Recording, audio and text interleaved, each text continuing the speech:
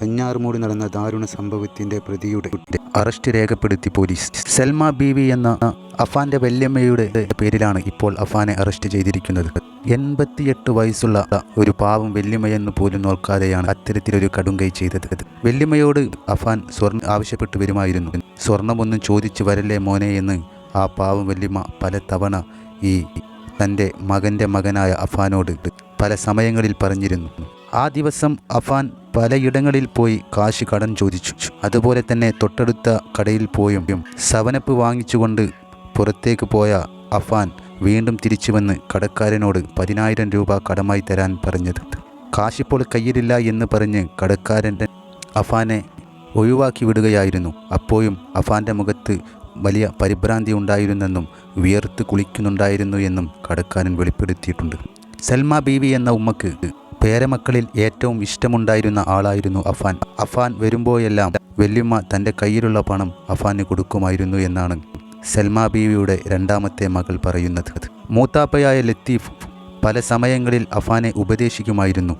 ഈ വെറുപ്പ് തന്നെയാണ് അഫാൻ അദ്ദേഹത്തെയും ഭാര്യയെയും കൊലപ്പെടുത്തുവാനുള്ള കാരണമായതും.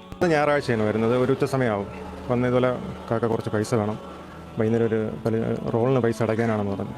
ഞാൻ പറഞ്ഞു ഇപ്പോഴില്ല, നീ കണ്ടില്ല, ഞാൻ സാധനം വാങ്ങിയിട്ട് വരുന്ന സമയമായിരുന്നു. സാധനങ്ങളെല്ലാം എടുത്ത് കയ്യിൽ പൈസ ഇല്ലായിരുന്നു. ഞാൻ പറഞ്ഞാൽ സാധനം വാങ്ങിയിട്ട് വന്നതേ ഉള്ളൂ, കുറച്ച് മുമ്പാണെങ്കിൽ നമുക്ക് എടുക്കാമെന്ന് പറഞ്ഞു. അങ്ങനെ കുറച്ച് വലിയ പരിഭ്രാന്തിയിലായിരുന്നു, വേർക്കുന്നുണ്ടായിരുന്നു, നെറ്റിയൊക്കെ തുറക്കുന്നുണ്ടായിരുന്നു, ഒരു വെപ്രാളം തന്നെയായിരുന്നു ആ സമയത്ത്. കുറച്ച് ഞാൻ പോവുകയും ചെയ്തായിരുന്നു. പിന്നെ വരുന്നത് തിങ്കളാഴ്ച ഒരു ഉച്ചയ്ക്ക് ഒരു 12-1 മണിക്ക് ഇടയ്ക്കാണ് വരുന്നത്. അന്ന് ഒരു സവനപ്പം മേടിച്ചുകൊണ്ട് പോയി. പൈസ എല്ലാം നമ്മുടെ കട പറ്റുള്ളതുകൊണ്ട് എഴുതിക്കൊള്ളാൻ പറഞ്ഞിട്ട് അവൻ പോയത്. പിന്നെ അറിയുന്നത് വൈകുന്നേരം പോലീസ് വരുമ്പോഴാണ് ഈ സംഭവമൊക്കെ ഞങ്ങൾ അറിയുന്നത്. ഇതിനിടയ്ക്ക് എന്താണ് നടന്നതെന്നും ഒന്നും അറിയില്ല. ഉച്ചയ്ക്ക് 1 മണിക്കും 12 ഇടയ്ക്ക് വന്ന് ഒരു സവനപ്പ് മേടിച്ചായിരുന്നു. സവനപ്പ് മേടിച്ച് പോയായിരുന്നു. ഇല്ല, വാങ്ങിയിട്ടുണ്ടെങ്കിൽ അവൻ്റെ ഉമ്മ തന്നിട്ടുണ്ട്.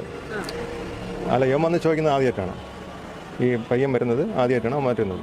അല്ലാതെ ഉമ്മ വന്ന് ചെറിയ കടങ്ങൾ വാങ്ങിയിട്ട് അവർ വൈകുന്നേരം ഇപ്പോൾ രാവിലെ വാങ്ങണമെങ്കിൽ വൈകുന്നേരം അങ്ങനെ തരാറുണ്ട് സാധനങ്ങൾ. അത്രയേ ഉള്ളൂ. അല്ലാതെ വലിയ ഇവൻ വരുന്നത് ആദ്യമായിട്ടാണ്. ഇപ്പോൾ 4 വർഷം വരെ ആകും അവർക്കായിട്ട് വെച്ചത്. അവരാരും മക്കളെ കൂടെ നിൽക്കില്ല. ഈ പള്ളി നടയിൽ അവർ പോവുകയില്ല. നമ്മളെ വാപ്പ പള്ളിയിൽ ജോലിയുള്ള ആളായിരുന്നു. പള്ളിയുടെ നടയിൽ അപ്പം മദ്രസയിൽ കൊച്ചുങ്ങളുണ്ട്, ഉസ്താദന്മാരുണ്ട്, വലിയ കമ്പനിക്കാരൊക്കെ പോലെ അവർ കഴിഞ്ഞു. പകലൊക്കെ അവരങ്ങനെ കാണും. കൊച്ചുങ്ങളിറങ്ങി വരും, കാര്യം പറഞ്ഞൊക്കെ ഇരുന്ന് നേരം കളയും. അങ്ങനെയൊക്കെ വരുന്നതുകൊണ്ട് വരില്ല. ഇപ്പം വയ്യ, യാത്ര ചെയ്യാൻ വയ്യാത്തതുകൊണ്ട്. മുമ്പുള്ള കാലങ്ങളിലൊക്കെ വരുമായിരുന്നു, ആവശ്യത്തിന് വരുമായിരുന്നു. ഇപ്പം യാത്രയ്ക്ക് വണ്ടിയിലൊന്നും ഇരിക്കാൻ പറ്റാത്തത് കൊണ്ട് വരില്ല. പയ്യനായിട്ടൊക്കെ എന്തെങ്കിലും ബന്ധമുണ്ടായിരുന്നോ? ഏത് പയ്യൻ? അഫാനുമായിട്ട് അവരെ ഏറ്റവും ഇളയ മോനാണ്. അവനുമായിട്ട് എല്ലാ ചെറുമക്കളെക്കാളും കാര്യമാണ്. അവർക്ക് കിട്ടണ പൈസ ബാക്കിയുള്ളവർ മരുന്ന് കഴിക്കാൻ കൊടുക്കണമെങ്കിലും ആഹാരത്തിന് കൊടുക്കണമെങ്കിലും ഇവൻ വരുമെങ്കിൽ അവർ കൊടുക്കും. അവൻ്റെ കൂടെയാണ് ഈ ചെറുമക്കളിൽ കൂടുതൽ 26 ചെറുമക്കളുണ്ടെങ്കിൽ ഇവൻ്റെ കൂടെയാണ് കൂടുതൽ പൈസ ആയിട്ടും ആഹാരത്തിനായാലും അവർ കൊടുത്തോണ്ടിരുന്നു. അങ്ങനെയാണ് ഇവൻ്റെ പാപ്പാരെ പറ്റും പറഞ്ഞു. ഇനി കടബാധ്യതയുണ്ടെന്ന് പറഞ്ഞു വന്ന് സഹോദരങ്ങളെല്ലാവരും അറിഞ്ഞ് അവരവരെ കൊണ്ടുവെക്കണം സഹായം, പൈസയായിട്ടും സ്വർണ്ണമായിട്ടും എല്ലാം സഹായിച്ച് ഉമ്മാരെടുക്ക വന്നു. 2 മോതിരം അവരെ കയ്യിൽ കിടന്നു. അതവർ കൊടുത്തെന്ന് ഞങ്ങൾ കണ്ടില്ല. ഞങ്ങൾ വരുമ്പോൾ പറയണത് പൈസ ഉണ്ടായിരുന്നു. അതും ഇവനും എൻ്റെ ഉമ്മായുമായിട്ട് വന്ന് മേടിച്ചുകൊണ്ട് പോയി. പിന്നീട് അവർ പല ദിവസവും ഇവൻ്റെ കഴുത്തിൽ സഹോദരന്മാർ മേടിച്ച് കൊടുത്തതാണ് 2 മാല, 2 പേരായിട്ട്. 1 മാല അവർ കഴുത്തിയിട്ടേക്കും, 1 മാല ഇവിടെ വെച്ചേക്കും.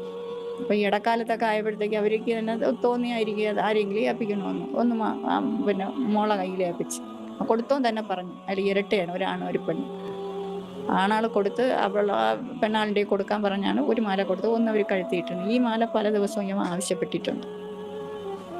അമ്മ പറഞ്ഞതാണ് പിന്നെ അപ്പം ഇന്നും വന്നിൻ്റെ മാലയ്ക്ക് ഞാൻ കൊടുക്കൂല എന്ന് തീർത്തും പറഞ്ഞു. മാലയ്ക്കായിട്ട് നീ വരല്ലേ മക്കളെ എന്ന് പറഞ്ഞിട്ടുണ്ട് എന്നുമ്മ ഞങ്ങൾ വരുമ്പോൾ അമ്മ തന്നെ പറയും.